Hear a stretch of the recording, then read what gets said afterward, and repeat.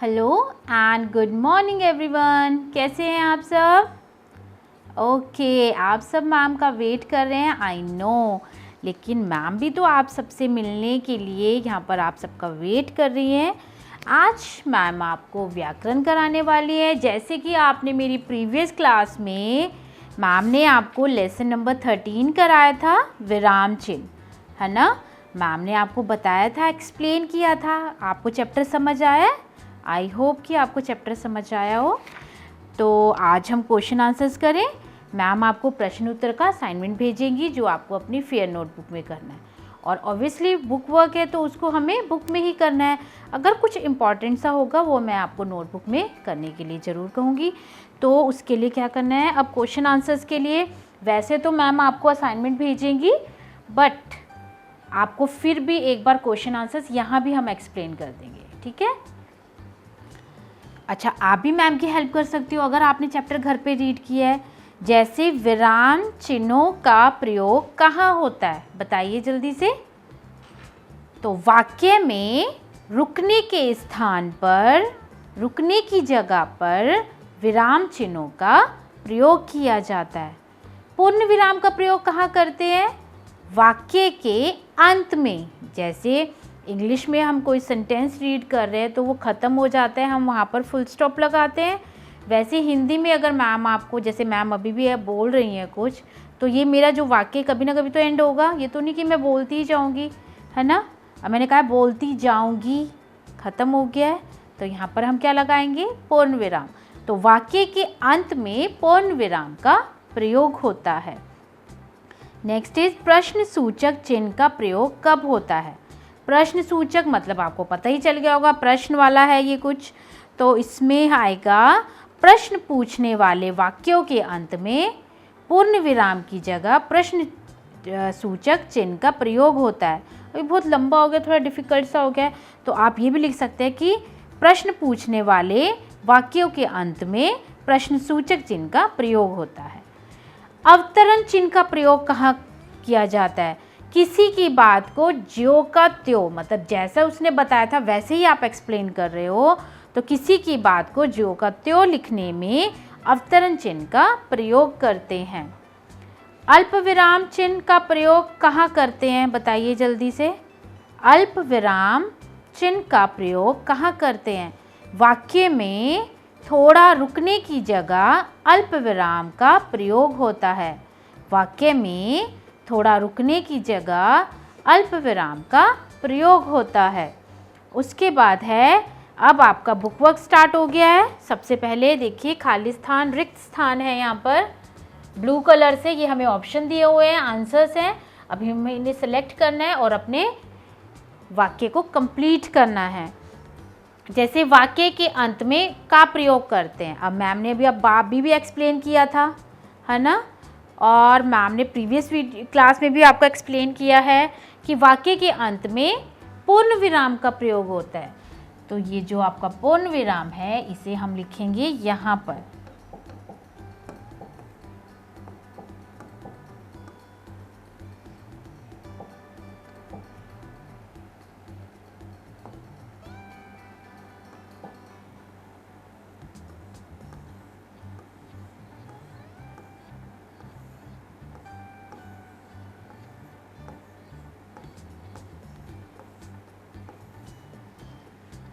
Next है, शब्द का अर्थ स्पष्ट करने में का प्रयोग होता है।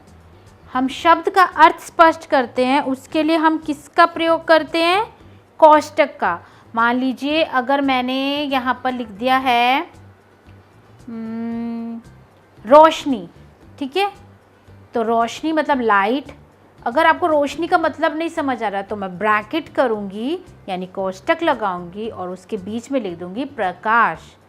अगर मैंने लिख दिया आवश्यकता, अब आपको लग रहा है थोड़ा सा डिफ़िकल्ट है, क्या मतलब है आवश्यकता मतलब, तो मैं ब्रैकेट में मैंने उसके साइड में भी लिख दिया ज़रूरत, उसका मीनिंग भी क्लियर कर दिया।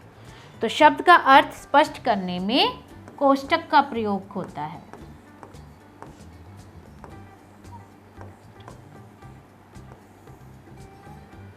नेक्स्ट इज प्रश्नवाचक वाक्यों के अंत में किसका प्रयोग होता है? प्रश्नवाचक का प्रयोग होता है।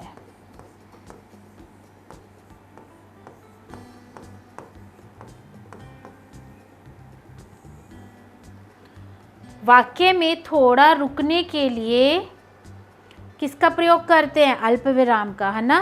थोड़ा सा रुकना पड़े तो अल्प विराम का प्रयोग।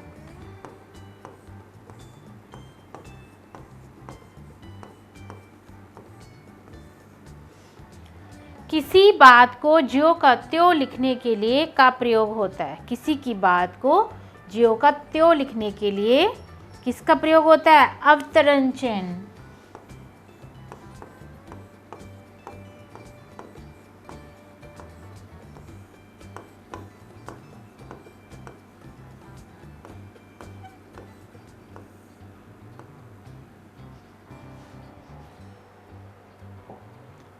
नेक्स्ट है, निम्नलिखित वाक्यों में उचित विराम चिन्ह लगाकर वाक्य पुनः सामने लिखिए।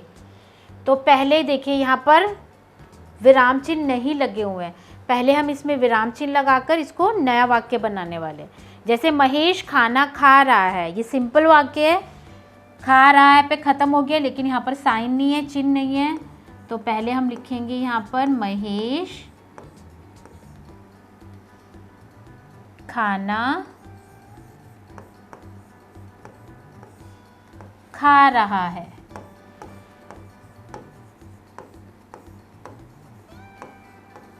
तो ये यहाँ पर पूर्ण विराम लग गया क्योंकि हमारा वाक्य खत्म हो गया है ना। सीता, गीता और रेखा, तो ये 3 नाम हो गए, सीता, गीता और रेखा घर गई। तो इसमें पहले लिखेंगे सीता, अब हम थोड़ा बोलेंगे सीता गीता, सीता गीता, रुक रहे हैं ना हम थोड़ा सा, और रेखा। तो यहाँ पे सीता, फिर छोटा सा कोमा लगाना है आपको, यानी कि अल्प विराम देना है, एंड उसके बाद आपको गीता और रेखा घर गई। अब वाक्य खत्म हो गया, लेकिन यहाँ पर मैं पूर्ण विराम लगा। नेक्स्ट है, तुम कहाँ गए थे। सिंपल है कि मैं आपसे प्रश्न पूछ रही हूँ, क्वेश्चन पूछ रही हूँ कि तुम कहाँ गए थे। तो इससे तो आपको पता चल ही जा रहा है कि इसमें कौन सा साइन लगने वाला है, जल्दी बताइए।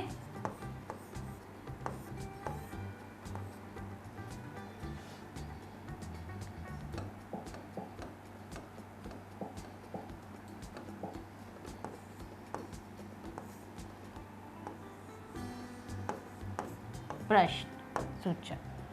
वाह कितना सुंदर पक्षी है। अब मैं हैरान हो रही हूँ, मैंने देखा कि पक्षी बहुत सुंदर है, बहुत ब्यूटीफुल है, कभी देखा नहीं है। तो एकदम हम हैरान हो गए ना। तो इसमें वाह के बाद आएगा, क्योंकि पक्षी बहुत सुंदर है, ये वाला साइन, एक्सक्लेमेशन और विस्मयादि। कितना सुंदर पक्षी है।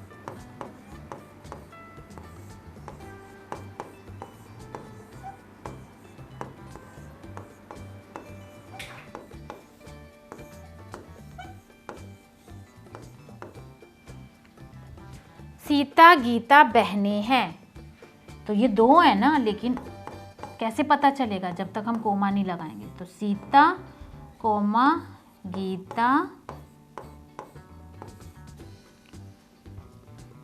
बहनें हैं। ठीक है, अब नेक्स्ट पेज पर देखिए, नीचे लिखे वाक्यों के सामने सही या गलत का निशान लगाना है। वाक्य के अंत में प्रश्न सूचक चिन्ह लगाते हैं, जल्दी से बताइए। नहीं, प्रश्नवाचक उसमें लगाते हैं ना वाक्य में, प्रश्न सूचक में, लेकिन ये तो वाक्य के अंत में लिखा है, तो ये रॉन्ग है, यहाँ पर आपको क्रॉस करना है।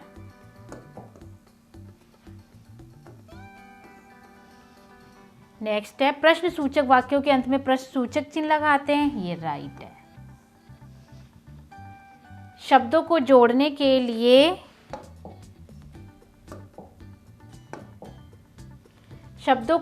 के लिए योजक चिन्ह लगाते हैं, बिल्कुल सही, जैसे माता पिता। विस्मयादि बोधक अव्यय के बाद अल्पविराम का प्रयोग करते हैं, नहीं, वो दूसरे वाला साइन होता है। कौन से वाला? ये वाला, है ना? तो ये गलत है। थोड़ा रुकने के लिए पूर्ण विराम का प्रयोग करते हैं? नहीं, अल्प विराम का प्रयोग करते हैं इसका। फिर नीचे देखिए, आप साइन देखिए, अब उनके नाम लिखने हैं।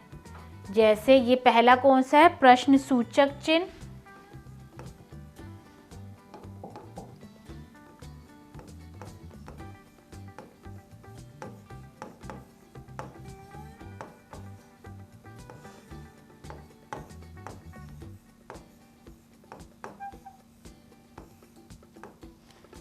ये कौन सा है? अवतरण चिन्ह।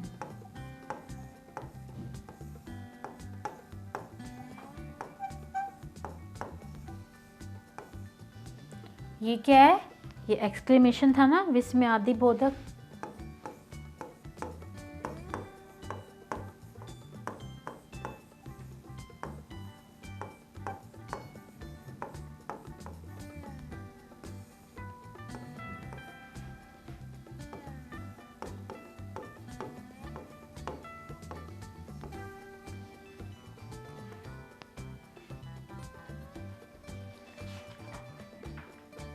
या आप विस्मय सूचक भी लिख सकते हैं इसमें, क्योंकि ये तो हमने नेक्स्ट चैप्टर में रीड किया था ना, वो भी यही है। तो आप यहाँ पे विस्मय सूचक भी कर सकते हो, ज़्यादा इसको डीपली नहीं लेके जाना है।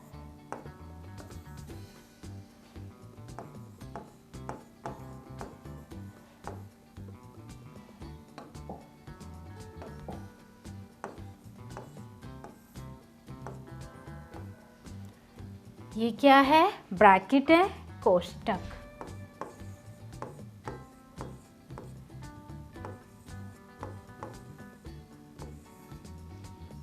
और ये क्या है? जल्दी बताइए। निर्देशक।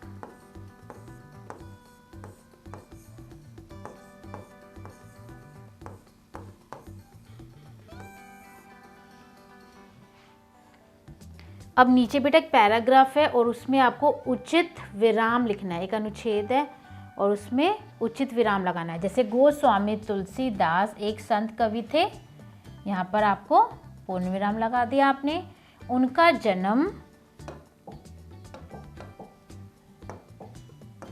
यहाँ पे पूर्ण विराम लगाया। उनका जन्म संवत 1554 को बांदा जिले के राजापुर नामक ग्राम में हुआ था।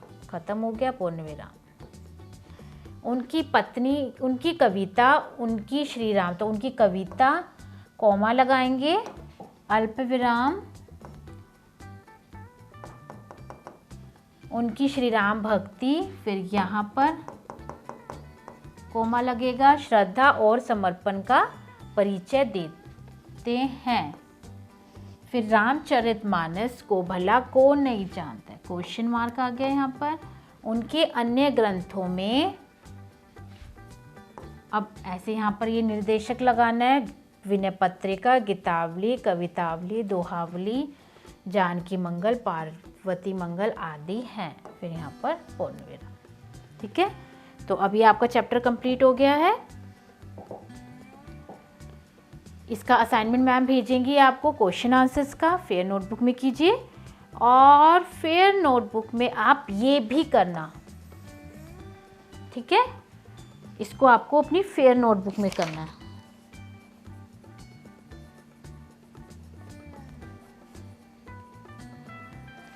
तो बस अभी चैप्टर कंप्लीट हो गया है। बाकी मैम आपके लिए अब नेक्स्ट टॉपिक के साथ जल्दी आएंगी। तब तक आप सब अपना ये वर्क कंप्लीट कीजिए और लर्निंग वर्क तो आपको करना ही है। तो take care and good bye.